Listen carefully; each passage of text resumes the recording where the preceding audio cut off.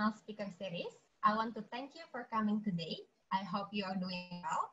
Before we begin the session, let me introduce myself. My name is Elika. I'm working as Project Manager at WeCap. It is my pleasure to welcome you today as the host in this webinar session talking about Industry 5.0. I'm very excited because after this, we're going to introduce our inspiring speaker and moderator.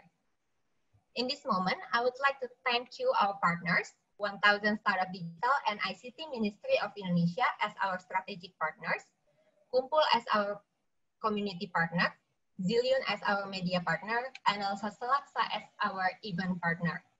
This project will not be able to run without our partners' support.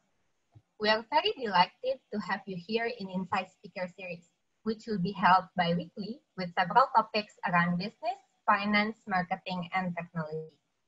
As our current situation affected by COVID-19, many businesses and startups have been adjusting and maintaining their business both in short and long-term action to survive the situation. That is the reason this webinar series is made, to help the government to support startups and businesses to survive and thrive in COVID-19 situation.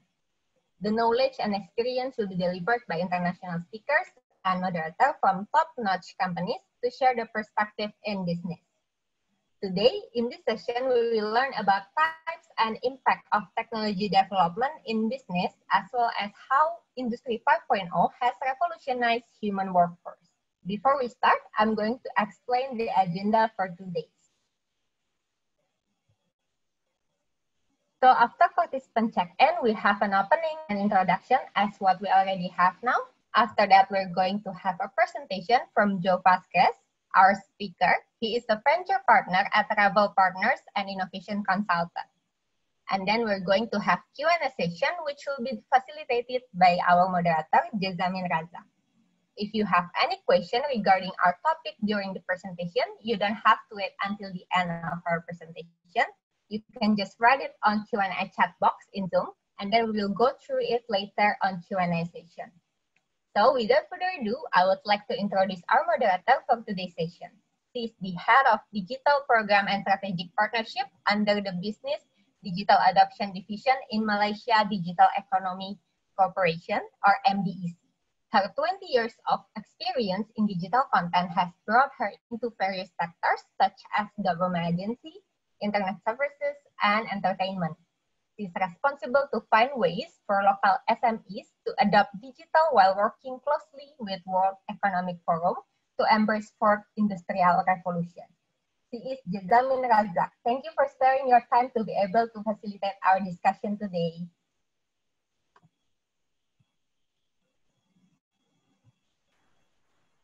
Hello, Jazamin. Hello, hi. Thank you, Elika. So, terima kasih Elika, terima kasih kepada Recap yang sudi mengundang saya pada malam ini. Selamat malam pada semua yang hadir.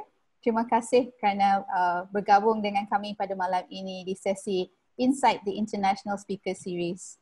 I just wanted to give a test on my bahasa Indonesia. So anyway. It's very good. Good evening, everyone.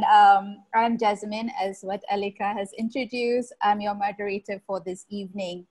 Thank you so much, Elika, for having me here. Thank you for your time as well. A little bit of background of why I'm here and the interest of this topic is because, as what Elika has mentioned, that I am attached to Malaysian Digital Economy, or MDEC for short. And what we do, we are actually a government agency advising the government on digital economy and technology moving forward for the country.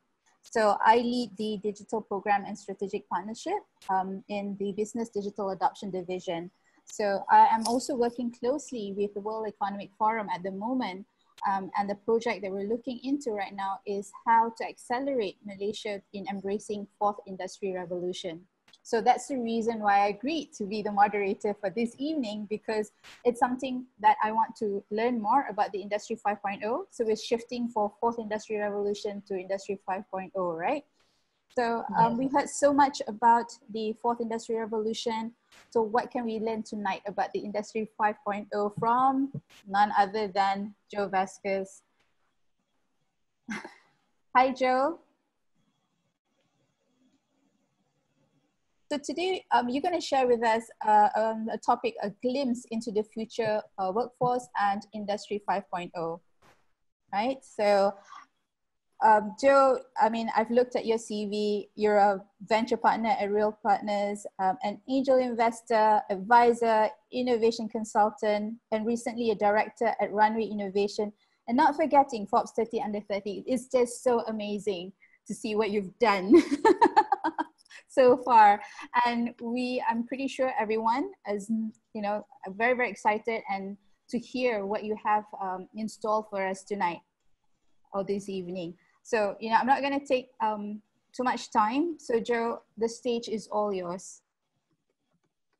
Absolutely. Thank you. And I feel like you do a better introduction for me than I do for myself. So I really appreciate that. I'm going to share my screen really quickly, and hopefully you should be able to see my screen. Can everyone see it okay? Great.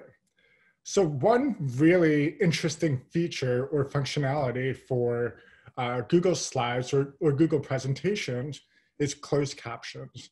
So if you go to the bottom, you could actually click this closed caption button, and what will happen is, using artificial intelligence, Google has a cloud platform that transcribes your audio into text, allowing more people to understand and connect with what you're saying. And I want to call this out. This is one small part of the Industry 5.0. Industry 5.0 is about being inclusive to everyone on the spectrum. People that have different learning abilities, people who have different or maybe disabilities or different functional abilities, etc. So the goal of the Industry 5.0 is, how can we build an economy that is functionally driven by technology and people at the same time? We are not trying to replace humans. We're trying to find and build technologies that work together with humans, but not just a small part, everyone. My name is Joe Vasquez, and I am a venture partner at Revel Partners, which is a $50 million B2B SaaS fund based out of New York City. I'm also deaf and hard of hearing. So because I'm deaf and hard of hearing, it's allowed me to empathize and connect with more people. But it also makes it important that I have subtitles and captions on the bottom of my screen. Today, I'll just go through a quick introduction to my background, who I am, where I'm from, what I do. I'll talk about the different types of industrial revolutions. What is the Industrial Revolution 1.0 all the way to 5.0?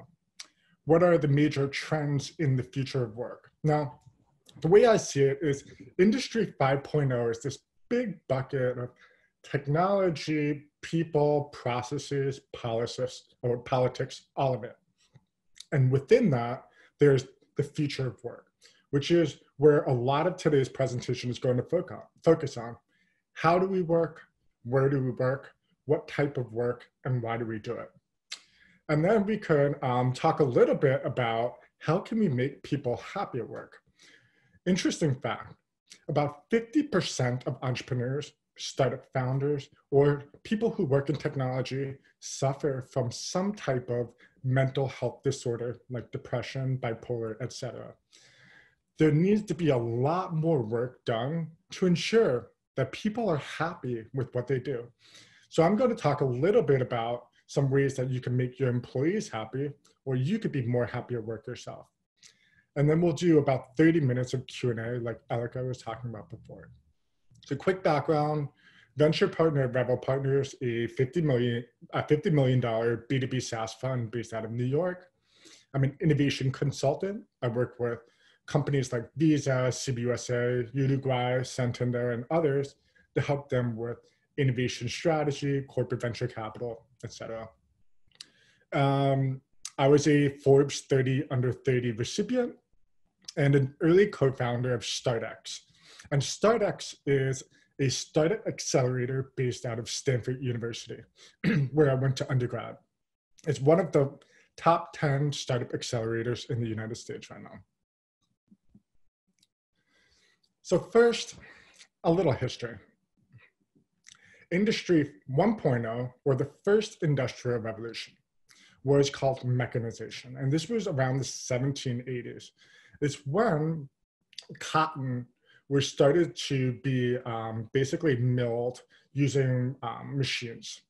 And historically, in the prior to 1780s, cotton was, the seeds were actually being pulled out by hand. And they created something called the cotton mill, and that was one of the first evolutions of the Industrial Revolution. Then in the 1870s, we had electrification. And that is where Thomas Edison had really brought more popularity to the idea of electricity. And Henry T. Ford started really popularizing cars and the assembly line. The 1970s, we started talking about automation.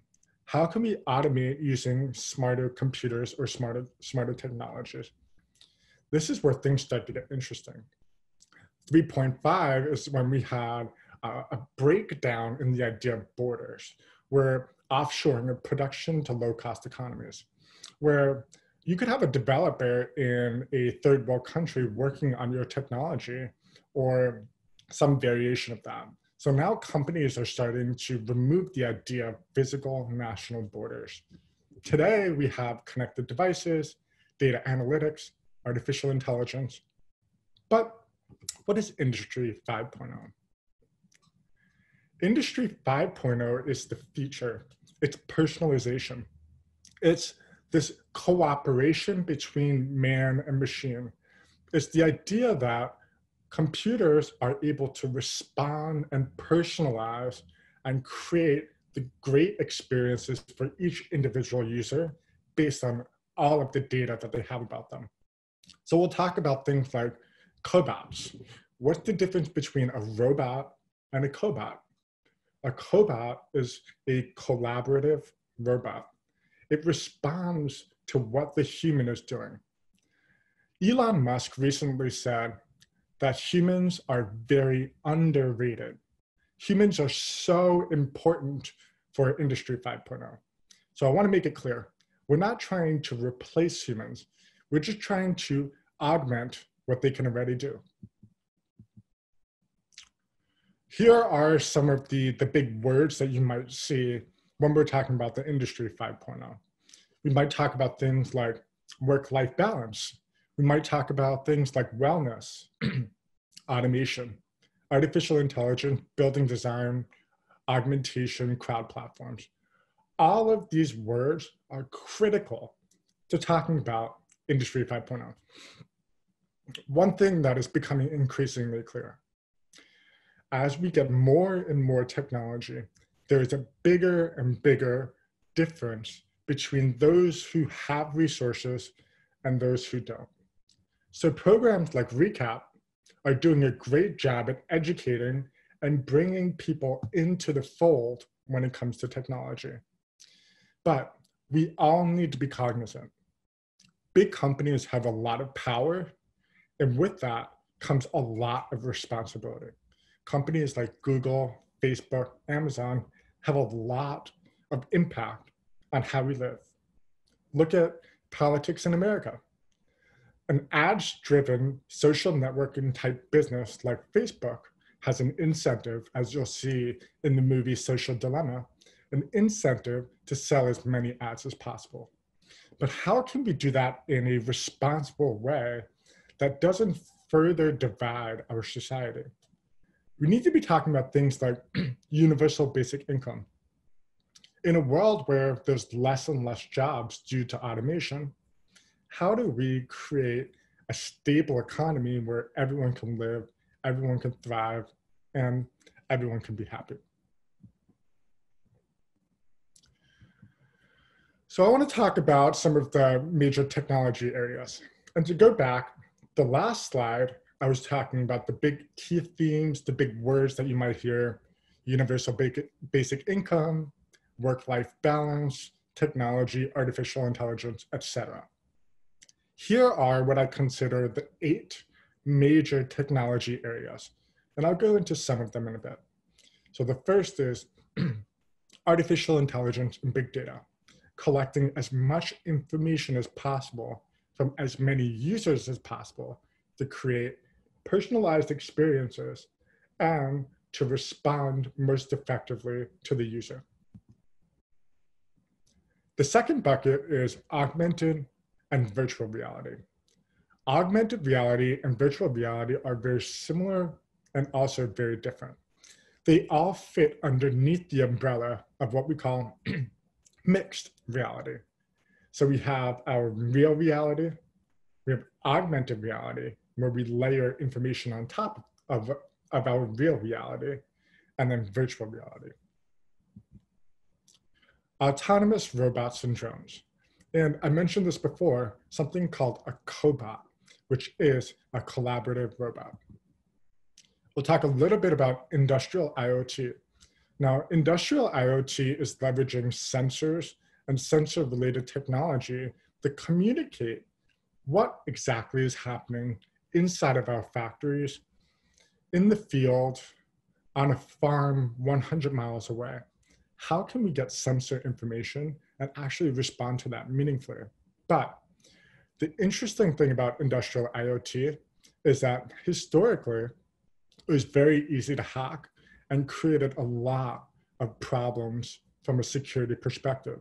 So we'll talk a little bit about cybersecurity and what that means. Horizontal and vertical integration. Horizontal and vertical integration might sound like a lot of words, but really what it means is we're bringing all of our information together. So the sales team, the human resources team, the manufacturing team, customer data, all of it is being brought together in one seamless and unified place to create the most meaningful and actionable insights for companies to grow and scale. We'll talk a little bit about cloud and edge systems, quantum compute. Just a quick overview, cloud computing is anything that is being done in the cloud. The cloud is just a fancy way of saying computer servers somewhere physically remote. Edge systems are anything that is closer to the user. An edge system might be a compute tower that is located down the street.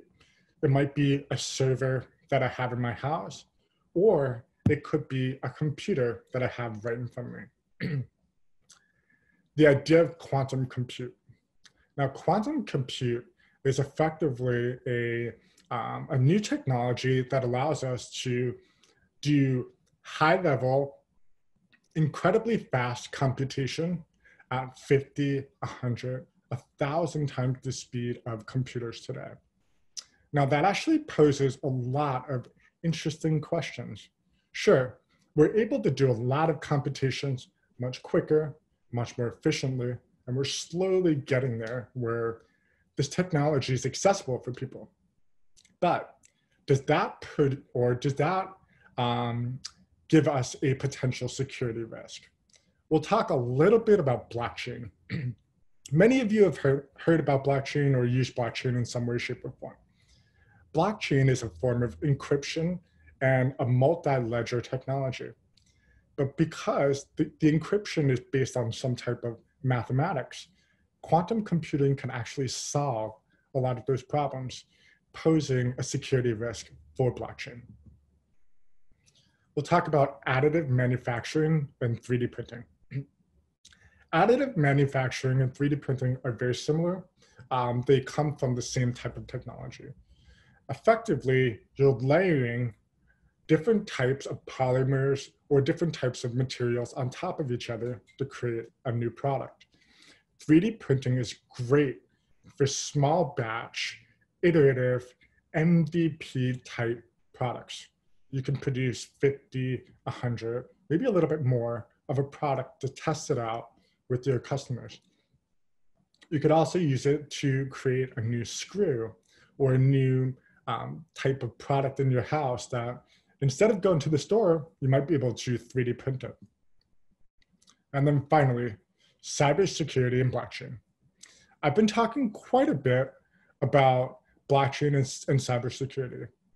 Ultimately, more of our information about us is going to be stored somewhere in the cloud. Our preferences, what we like to do, what we like to eat, our favorite store, how we like to learn, all of this information is going to be captured somewhere. But there's more and more risk that comes with that. So we need to be thinking critically about cybersecurity, blockchain, and the policies that come with our data. Maybe there will be ways to monetize our data.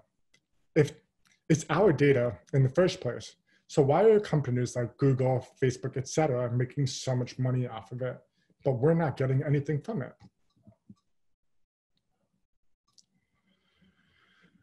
So I'm going to start talking about 4 different types of technology buckets. The first is augmented reality. Augmented and virtual reality are all under the umbrella of what I call mixed reality. Over here on the left, we have the real environment. The real environment is what you have every day. All the way to the right is the virtual environment. And everything in between, we have augmented reality and we have augmented virtuality. Augmented reality means that you are layering information on top of the existing reality. Virtual reality is completely self-contained. It might have something called foveation. Foveation is simply eye tracking inside of the virtual reality screen. Foveation is interesting because it allows us to create unique experiences based on where your eye is inside of the virtual reality screen. Like I mentioned before, mixed reality is a continuum of all of those realities put together. So what are the benefits of AR? You have real-time contextual information. If you see over here, on the right side of my screen, this gentleman is working on an engine or a motor. He is seeing information about the motor, what's wrong with it, how to fix it, what this piece is, or whatever. This is having real-time contextual information layer on top of that real reality. It allows you to improve decision-making.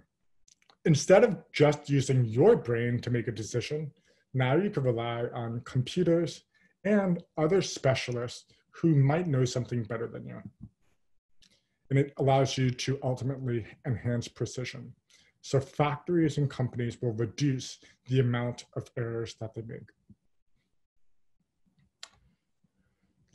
Let's go back to the next one. The next one that I want to talk about is cybersecurity and blockchain. Blockchain is effectively a library of information that we simply copied hundreds and thousands of times.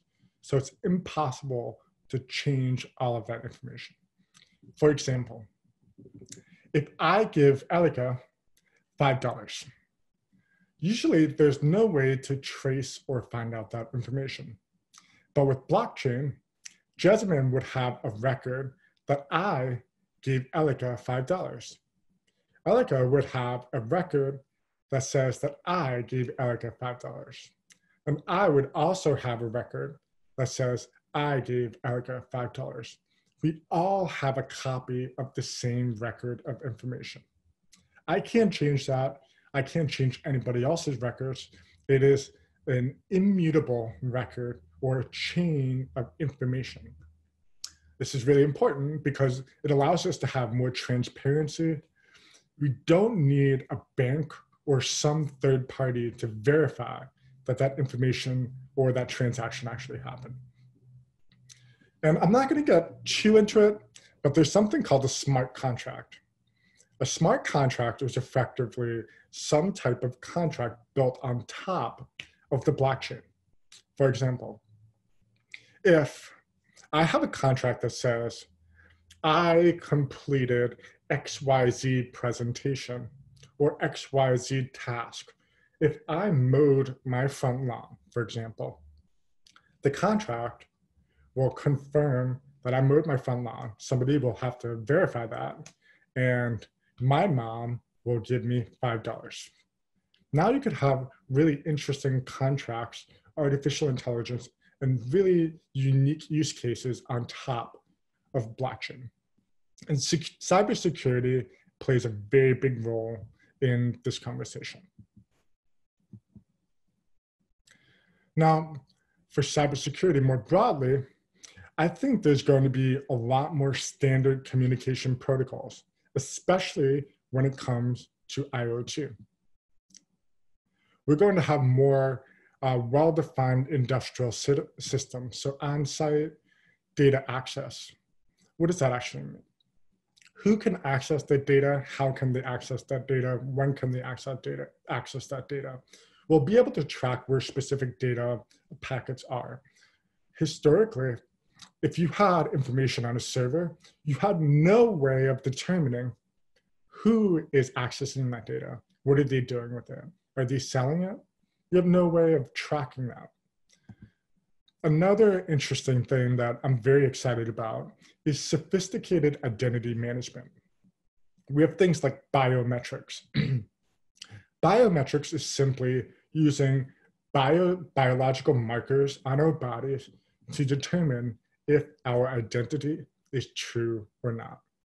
A common one is the fingerprint. Another very common one is the pupil. There are many different features of our bodies that we can use for identity management. But one thing that is the next iteration of that is called behavioral identity. Behavioral identity is tracking your behavior over time to determine, are you doing anything malicious with this data? Are you doing anything bad or good? For example, if you see that Paul is downloading a file once per week, and then 1 week he downloads 2,000 files, there might be something suspicious here. So using behavioral management and behavioral identity management to create more security and safety within your company. Another one that I'm very excited about is called horizontal and vertical integration. Like I mentioned before, it's a cohesive system integration, bringing your value chain, your customer information, your enterprise information, your CRM, your ERP, your data analytics, and your manufacturing systems all together to create the most value for your customers. Historically, companies like Oracle, SAP, large enterprise players were able to do stuff like this. But now, information technology teams within small companies are able to piece together and do this relatively easily. You have platforms like Salesforce, you have ClickFunnels, you have so many different types of CRMs, ERPs that really integrate and work together nicely. An extension of that is, now that we have all of this information together, how do we leverage artificial intelligence and big data to create that personalized user experience for all of our customers? Maybe we can, based on what we know about customers, use 3D printing to create one-of-a-kind products for each individual customer. A good friend of mine, his name is Bon Bo. He was the former chief marketing officer of the company that makes Oreo's cookies. A lot of you might know Oreo's cookies. It's one of my favorite cookies out there. And the Oreo cookie has not really changed over the years. They have different colors, maybe for Christmas. They have different sizes. I believe it's called the double stuff, which is a little bit more cream filling. But they decided to use 3D printing to create completely custom Oreo cookies for each individual user. So now I could have a cookie with my face on it or my name on it. This is one way that we could use artificial intelligence, big data, and 3D printing all together to create these personalized experiences for consumers. Hey, now I love Oreo cookies even more. So artificial intelligence and big data is about bringing this connection of sensors and networks, computing and data on demand, layering it with cybersecurity for models and memory, You get context. Where are you? What is the weather like today? All of this contextual information to create meaning and correlation. You're allowed to, with Industry 5.0, to create a community of data scientists and technologists to share and collaborate on that data. And then finally, this customization that I was talking about before, personalization and creating more value for each individual user. So the next section is I'll be talking about specifically the future of work. Now, to take a step back, Industry 5.0 is this overarching trend. More technology, more artificial intelligence, more cybersecurity, and more personalization. But what does this mean in a world of work? What does this mean for you, for me, for all of us in terms of how we operate, how we pursue our passion, and how we live our lives every day? So I'm going to look at the participants panel. And some of you should be able to respond with a thumbs up or a thumbs down. I'm going to put a quick prompt up there. And if you agree, give me a thumbs up. If you disagree, give me a thumbs down. So the first is, work takes place only in a factory or an office, not at home. So let's go back here.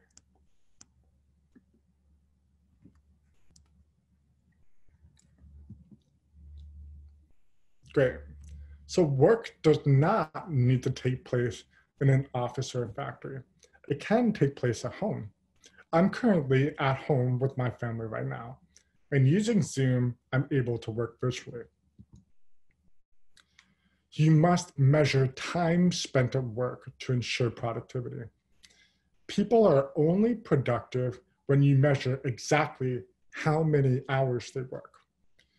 It doesn't matter if you're just sitting there for 8 hours, you're still productive. Most people would give this a thumbs down. The future of work is going to be focused on productivity, not time. They're two very different things. Some people are able to accomplish the same amount, but in significantly less time.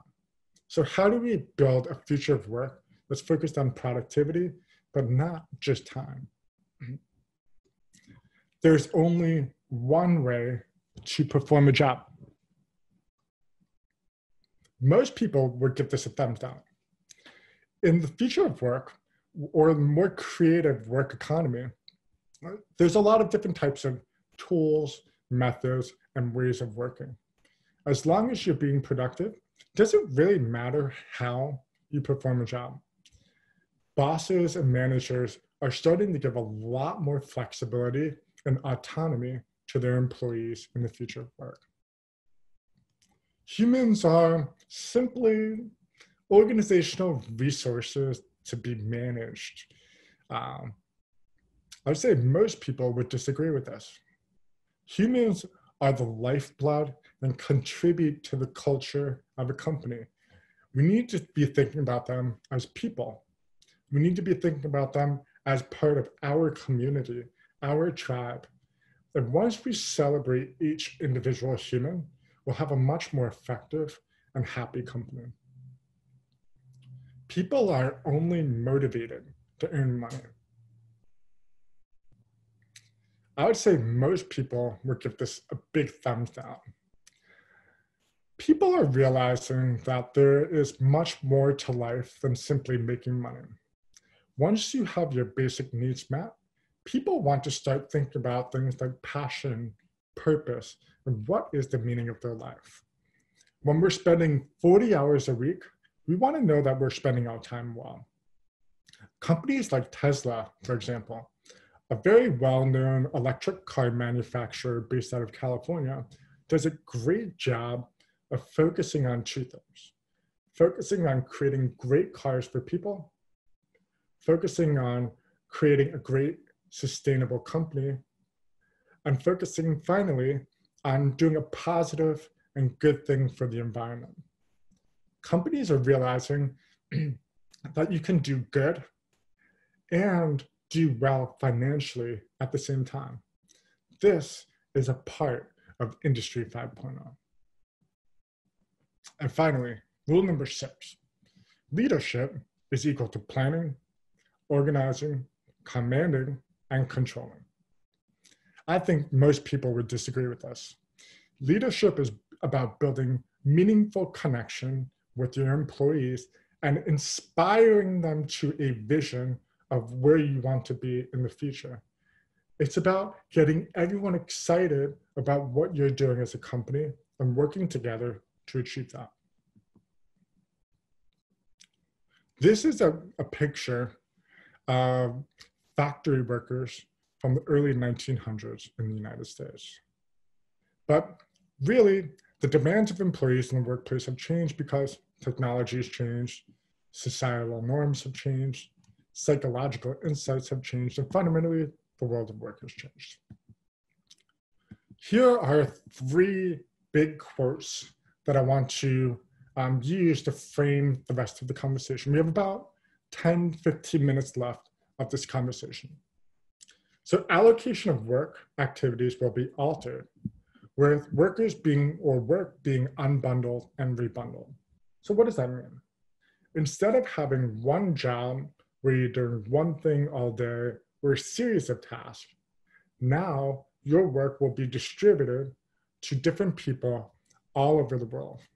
You might be working on one task one day, a different task the other day. How do we build companies that are responsive to those changing needs of your customers and employees internally? The second one is interesting. The organizational setup will change with a strong shift towards cross-functional and team-based work and an emphasis on agility. Historically, companies would take 3, 4, 5 years to change their employee or organizational structure. By the time they do that, it would be too late. Other startups are coming up faster. In fact, I believe it is about 50% of Global 2000 or Fortune 1000 companies will be replaced in the next 15 years.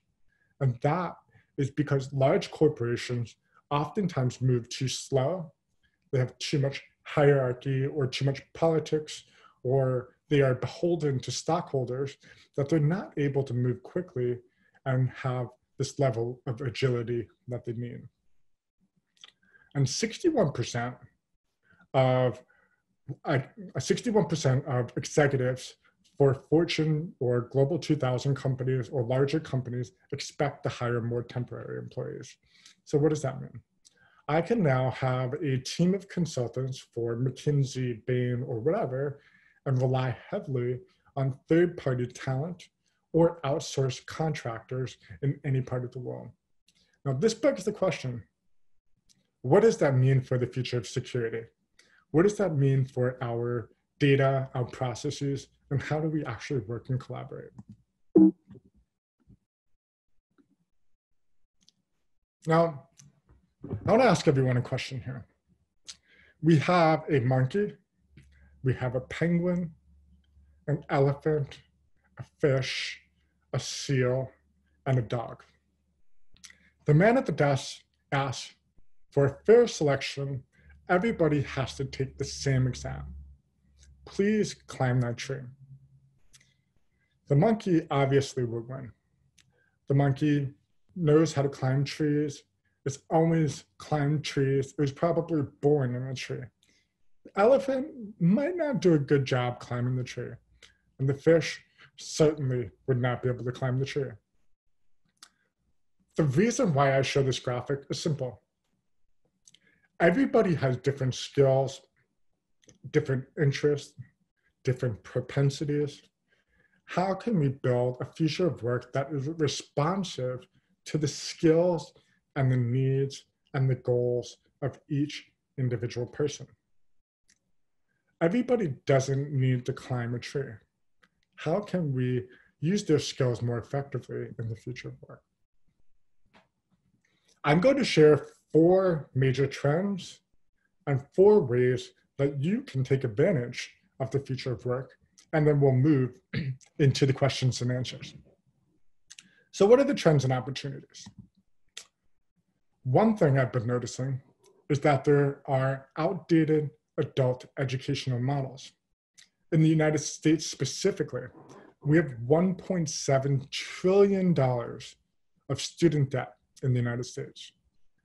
40% of students are underemployed, even if they have a degree. It might mean they're working part-time or they're not employed at all. Fundamentally, there is a disconnect between the education system and what employers actually want and need. We need to do a lot more to think about the connection between education and work. The second trend is there's an increasing pace of change and need for retraining. So even if you go to high school, even if you go to secondary, post-secondary, undergraduate, or your master's program, 40% of people will need to retrain or re-educate in 50 years. Skills are half as valuable every 5 years. So there's obviously an imbalance in several professions. There's a high demand or high need for nurses and medical professionals, but in other industries, there's too much talent and not enough jobs. So we need to think critically about who are we educating, how are we educating, and why are we educating them? And finally, another interesting trend I'm really excited about is a very dynamic and changing workforce. There's more self-employment.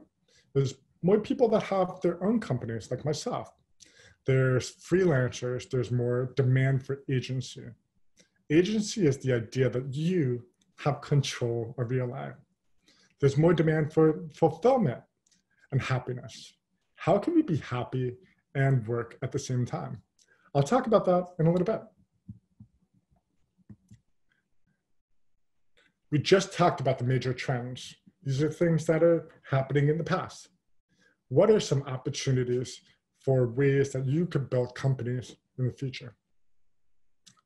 I see a huge opportunity to build more tools for independent and remote workers, for people that are working all over the world. Second, I'm going to see, or have been seeing, corporates providing education to their employees internally and advising them on their career as well. How can you help Joe or Paul or Mary or anybody else within your company to feel like they're growing and they're doing better than they were? How can you educate them without having them go to or leaving your company and going back to school? Third is something called just-in-time education, lifelong learning, and new funding models. New funding models is very interesting to me.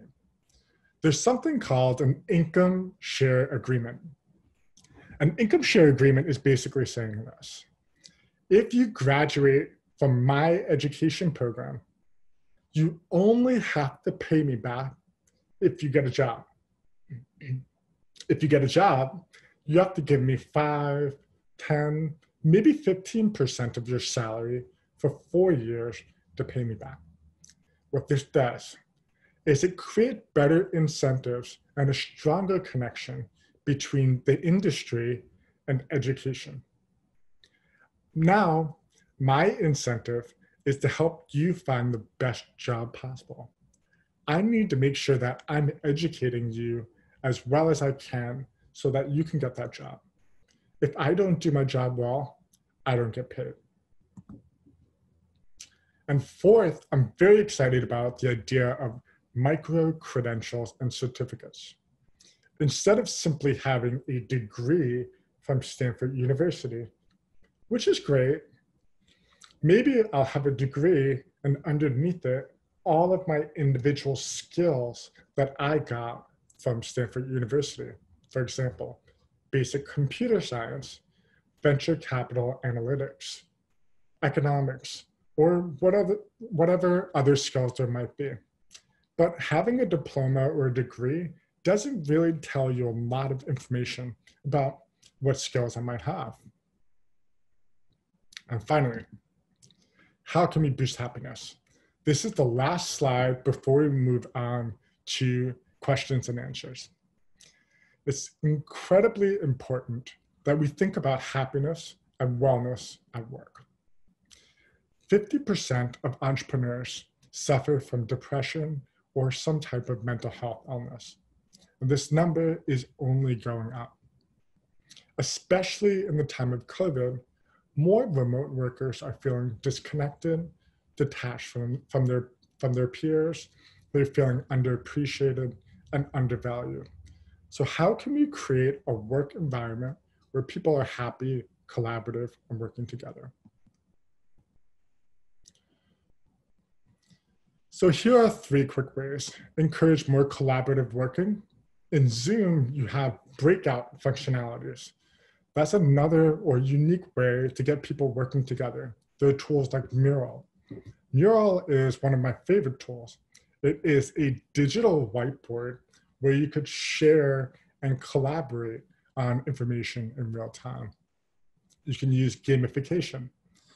I see a lot of companies are using gamification for sales. Sales where you might have a leaderboard and some type of collaborative way of working together. Maybe Peter and Paul got 5 points for reaching out to 100 customers and they got XYZ reward. And you create this culture of celebrating one another.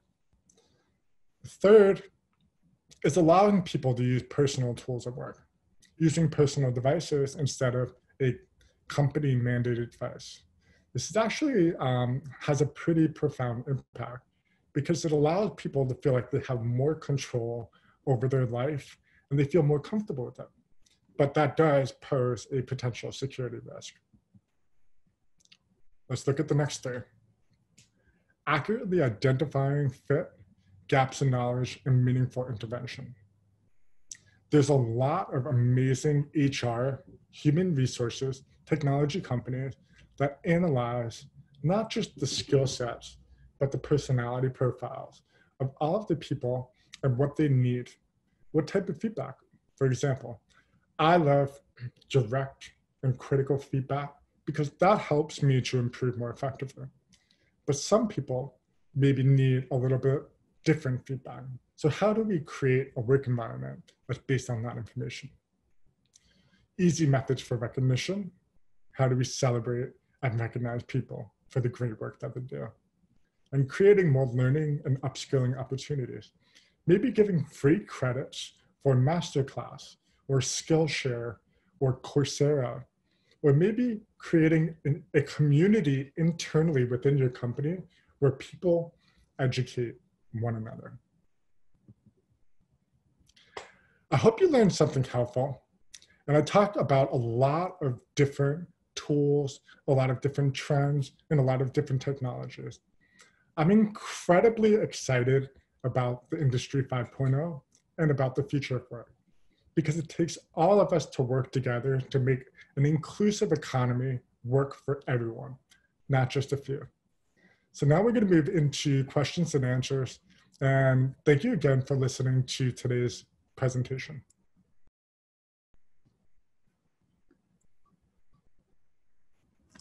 Hi, I'm back. Thank you, Joe. Yes, we're going to some of the questions from the audience. We've got a few here from Firdausi Firdaus. But let's start with one. The first one, which he asked, when is Industry 5.0 will start? Now, I have something similar question as well, because I think the story here is that many countries in Southeast Asia, right, is still at the infancy stage with regards to the Industry 4.0. So now we're talking about Industry 5.0. So do we actually have a phase? So you start with you start with Industry 4.0 and then you move to Industry 5.0, or does it go hand in hand, parallel? What's your thoughts on this? Yeah, that's a great question. And um, it's really interesting that in Silicon Valley, Industry 5.0 is kind of the term that we use every day because everything is personalized more and more. You walk into a store, and some stores in San Francisco have facial recognition technology, and it knows your name before you even walk into the store. But in other parts of the world, that might happen in 15, 20 years or so. So there's definitely an imbalance, and some countries are further behind and some countries are ahead of the curve. But I think they will happen in parallel. You're correct. So digitization, which is Industry 4.0, and personalization, which is Industry 5.0, are going to happen hand in hand.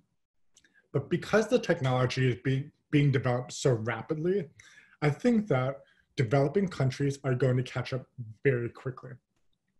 Part of the problem is that compute or personalization requires a lot of computing technology and computing capabilities.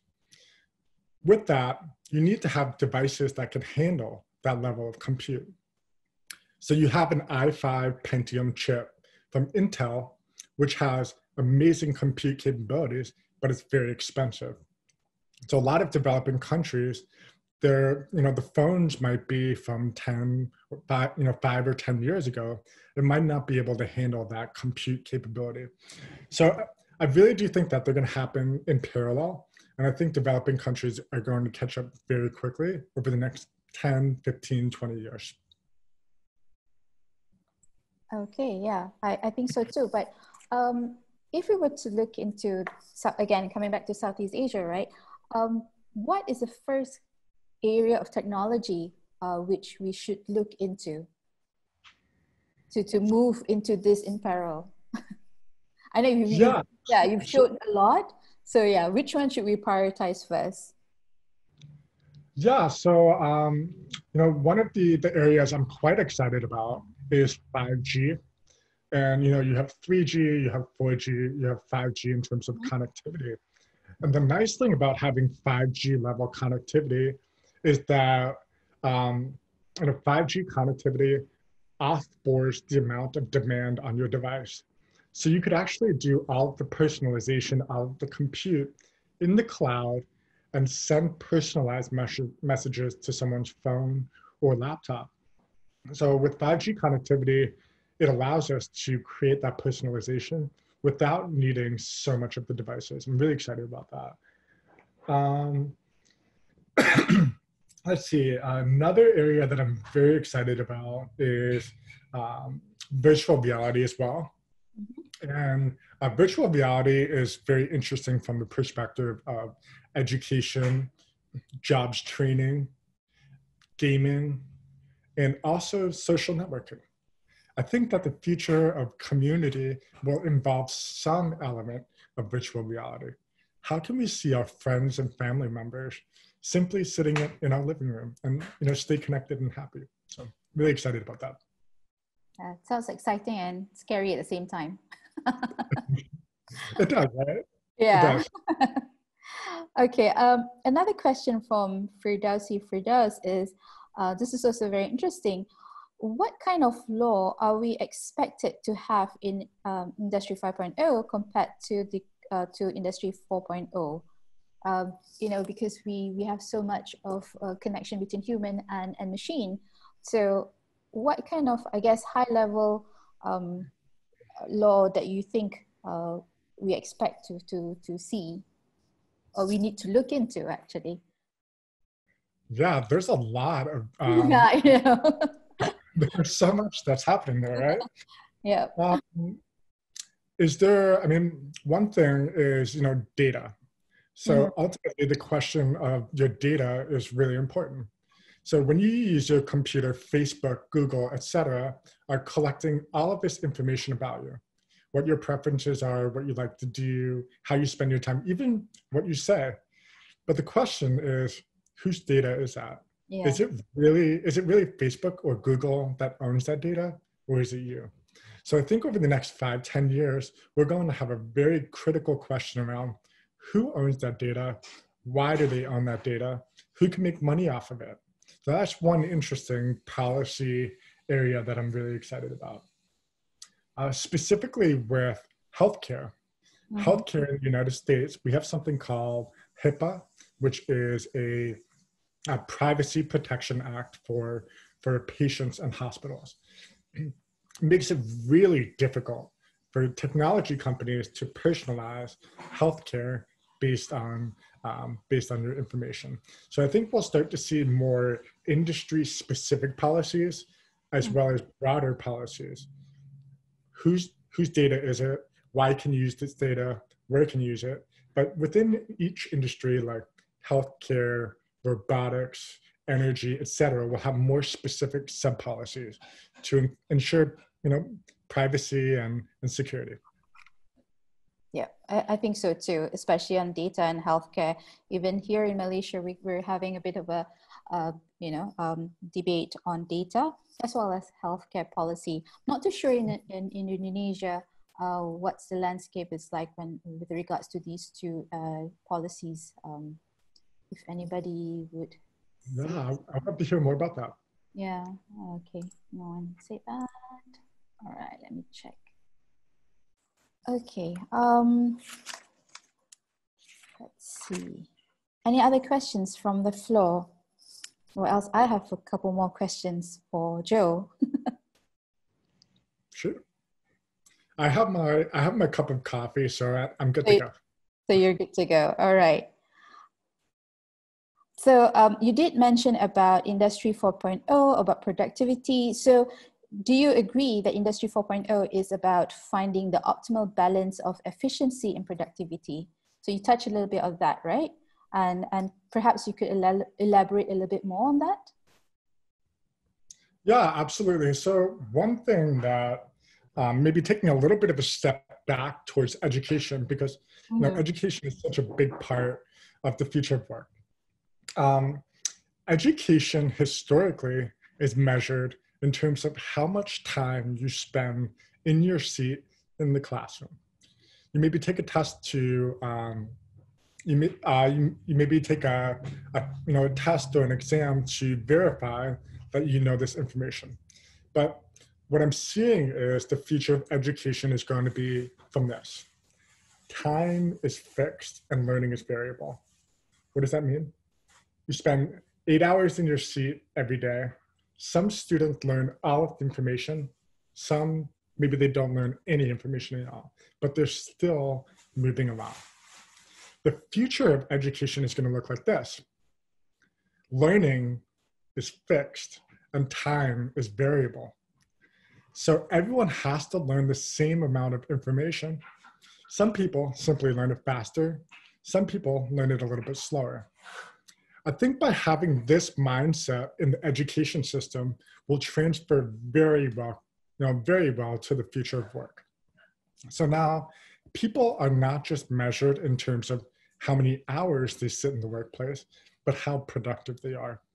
So now people can accomplish the same level of work in 20 hours and maybe get a manager level job. Maybe they can move up quicker, or maybe they simply just have to work 20 hours per week. So that dynamic of time, and we're just trading our time for money, will be productivity for money and productivity for passion and purpose and all of that. Hopefully that answers the question. Yes, it does. We still have another question from Firdausi. Firdaus, he's asking again about law. Should there be a reform of labor law? Labor law, sure. Yeah. There's a ton of labor law, sure. Yeah. I can't speak, specifically, to Southeast Asia, but in the United States, there are quite a few labor laws that have been enacted since the first industrial revolution. We have, child protection laws, child labor laws. Historically, 12, 13, 14, even younger, 14-year-olds were working in factories for 60, 70, 80 hours a week under terrible conditions with little food, little water for little pay. So we started implementing a lot of policies to make sure that that doesn't happen. Then we started to have something called a minimum wage. A minimum wage is basically, the least amount of money that you could pay someone per hour to work. So we started having all of these different policies. I do think that two I'm very excited about is we're going to basically move the standard work week from 40 hours, so basically 5 days at 8 hours per day, to 4 days at 8 hours per day. So now the work week will get increasingly shorter, and we'll have more time to spend with our family, friends, and doing things that we're excited about. I'm also really excited about something called universal basic income. Many of you have heard of universal basic income, but UBI for short, universal basic income, is the idea that everybody, even if they do not have a job, will get a minimum amount of money every month to ensure that they can live, to ensure that they could put food on the table, to ensure that they could have a cup of coffee in the morning and not worry about where their next meal is going to come from. Unfortunately, the reality of technology is such that wealth is getting increasingly concentrated in such a small percentage of the population. Yep. In the United States, the top 0.1% control 90% of the wealth in America. In other parts of the world, this is increasingly common, and it's happening because of technology. So we need to think about what is the future of work, money, productivity, so we can all live and simply be happy. Thank you. Yeah, you also touched on the universal basic income, which was one of the questions as well. We've got a question from Adwinsar Praditya. What kind of jobs that will be sought after in Industrial Revolution 5.0? Great question. So, the way I historically see it is, we have the left brain and we have the right brain, right? So we're basically creative, and we're also able to do quantitative type work. So higher level thinking, creativity, thinking about problem solving. And then we have this math part of our brain where we're able to do computations quickly, able to estimate the size of something, to do 2 times 5, 3 plus 6, all of that. So we have our left and right brain. Now, machines are very good at doing the same thing over and over again, or doing calculation very quickly, taking in sensor information and kind of giving us a little bit of a measurement of what's happening. So I think that humans will be able to do the creative problem-solving type work and work with machines much more effectively. So if I was getting educated, or if I was going back to school, I would focus on jobs that really focus more on that creative part of the brain. So maybe product management, design thinking, creativity, leadership, the soft skills. Because at the end of the day, if you can't connect with other human beings and you can't inspire them, collaborate, do some type of project management type work, then it's really hard for the machines to work with you.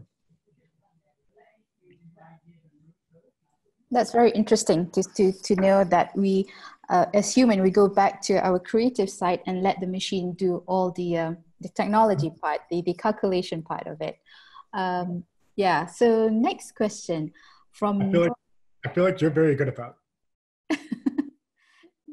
Nurfatin Haji Ismat, how do we know that we are ready for Industry 5.0?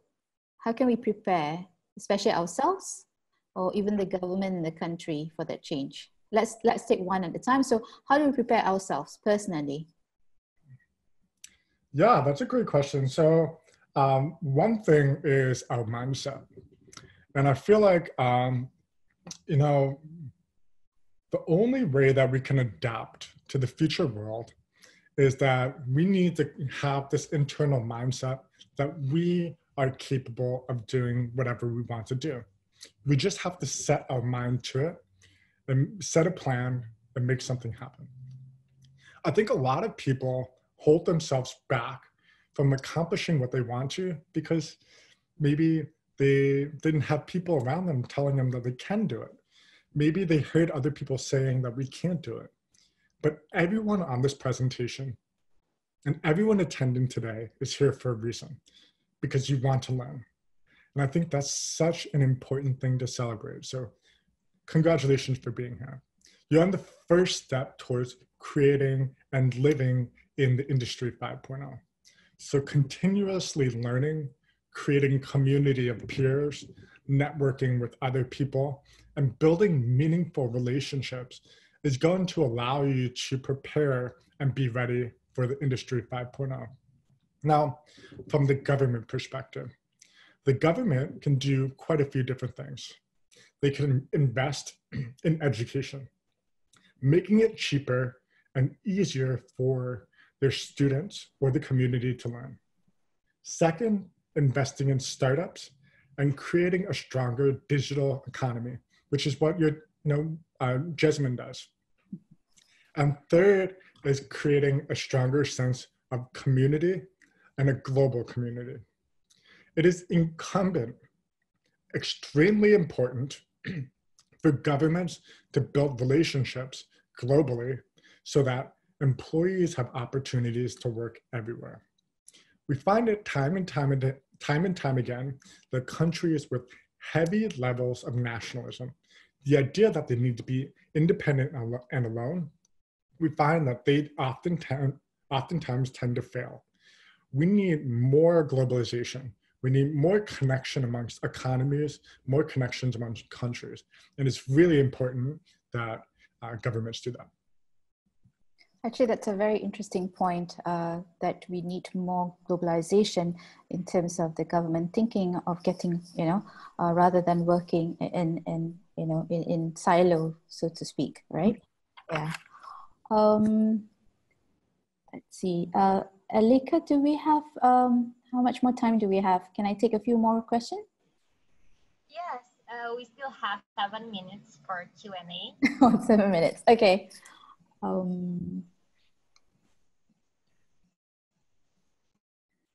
Okay, we've got an anonymous attendee here who is asking, would it be possible if technology developed that human power would not longer be required? Would it be possible? I'm sorry, what was the question? Would it be possible if technology developed whereby human power would no longer be required? Okay.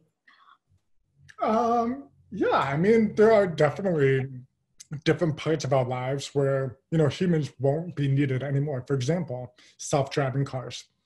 I fundamentally believe that self-driving cars at some point in the future, in the next 10 years or so, will allow us to get from point A to B without any human intervention possible, or any human intervention needed. In factories, we're starting to see machines or robots that are able to produce products much more quickly without human intervention. But like I mentioned before, the creative part of work and life is very difficult for machines to replace that. That's why humans are so special. We're able to think about problems creatively from different perspectives and bring information together. I don't think that machines will be able to replicate that anytime soon. So it really depends on what part of life and work we're talking about. Yeah, totally agree. Okay, we got one more question. How do you think, which country has implemented this Industry 5.0 concept? Okay, I think the question is, how do you think which country has implemented this Industry 5.0 concept fully and successfully? I don't think anyone has actually implemented it fully, right? It's an ongoing process.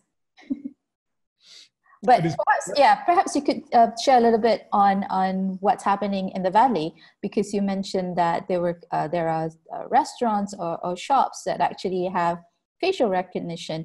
I've been to Valley a couple years back, and I did see some of these, but I haven't been there for some time. So perhaps you can share that experience with us. Yeah, absolutely. I mean, To your point, I don't think any country really has, nailed industry 4.0 or even industry 5.0, well yet. I think there are some countries that do things better than others. For example, a lot of European economies have social infrastructure that allows and makes it so that everyone has the basic needs met, like healthcare, education, and basic finances. In the United States, we don't really have that.